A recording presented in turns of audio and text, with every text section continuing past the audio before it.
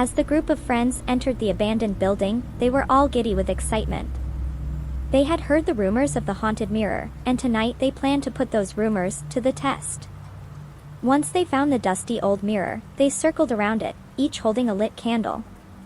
They began chanting the name Bloody Mary 3 times, as they had heard was the ritual. Nothing happened. The group laughed nervously, feeling foolish for believing in such things. But then they heard a faint scratching sound, coming from the mirror. The scratches grew louder and more frenzied until a hand burst through the reflective surface, grabbing hold of the edge and pulling. With a shriek, the group ran, but they soon realized that the thing that had emerged from the mirror was following them. It was a twisted, demented version of a woman, with matted hair and a grotesque, bloody face. The creature chased them through the dark, abandoned building, its claws outstretched, leaving bloody scratches on the walls as it went. One by one, the friends were caught and torn apart by the creature until only one was left. He made it to the exit, but as he turned to look back, he saw the creature's face in the doorway. It let out a blood-curdling scream, and he knew that he would never make it out alive. The creature dragged him back into the building, where it feasted on his flesh until there was nothing left. The abandoned building became its new lair, and anyone who dared to enter would never return.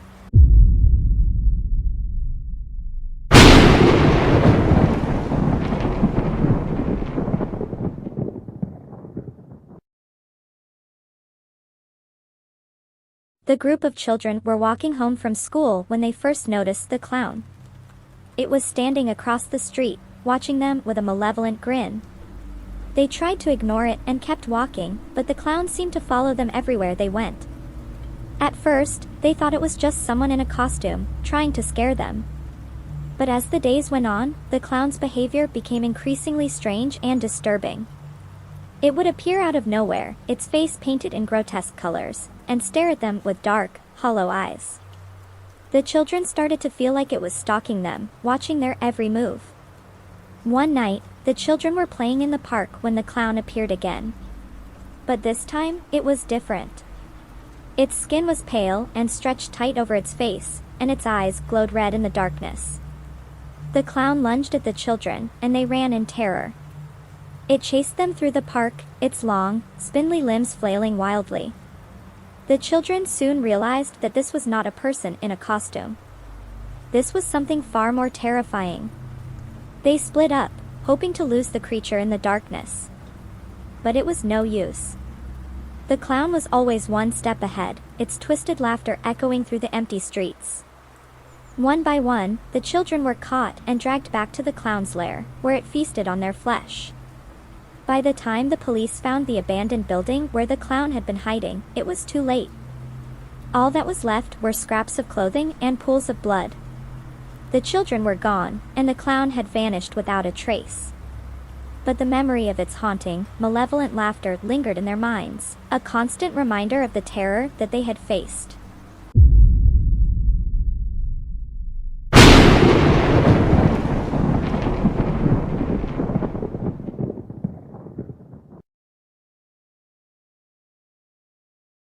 The elevator had been stuck for over an hour, and tensions were running high.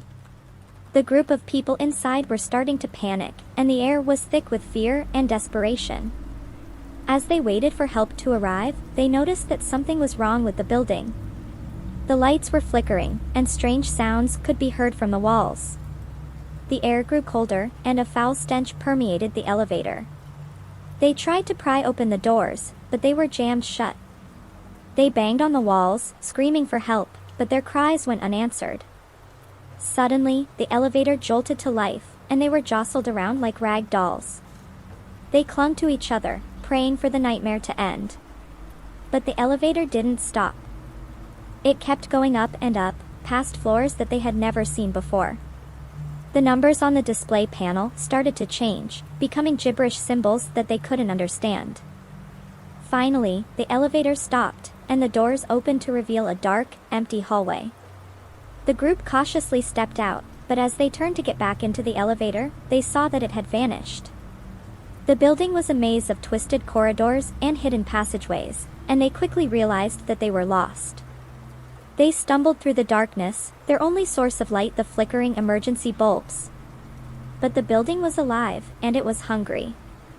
It twisted and turned, trapping them in an endless loop of terror. They saw things that they couldn't explain, things that no sane person would believe. As the hours turned into days, the group dwindled in number. They were picked off one by one, devoured by the building's insatiable hunger. Finally, there was only one left. She stumbled through the dark, her eyes wild with terror. She heard a low, guttural growl behind her and turned to see a grotesque creature, its jaws dripping with blood. It lunged at her, and she screamed as it tore into her flesh. And in that moment, she knew that she was not alone. The building was alive, and it was hungry. And it would never let her go.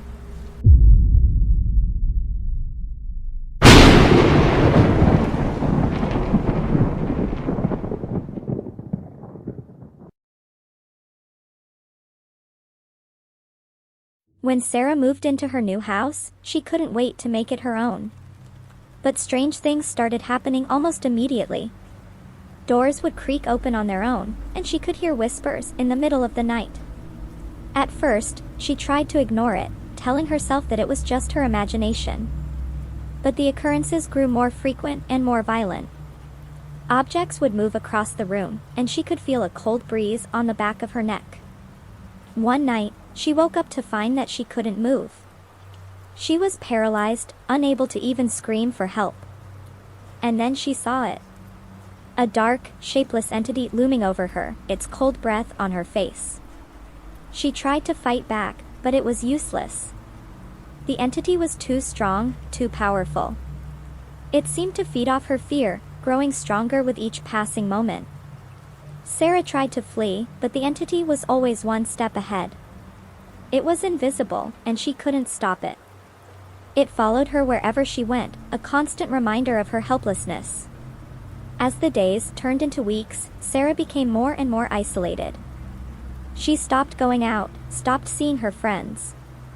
The entity had taken over her life, and she was powerless to stop it. One night, as she lay in bed, she felt a sharp pain in her chest. She tried to scream, but no sound came out. And then she felt it. The entity was inside her, tearing her apart from the inside out. Sarah's body convulsed as the entity consumed her. She felt her bones snap and her organs rupture. And then she was gone, consumed by the invisible entity that had haunted her every waking moment. The house was silent, and the entity vanished without a trace. But the memory of Sarah's screams lingered in the air, a haunting reminder of the horror that had taken place within those walls.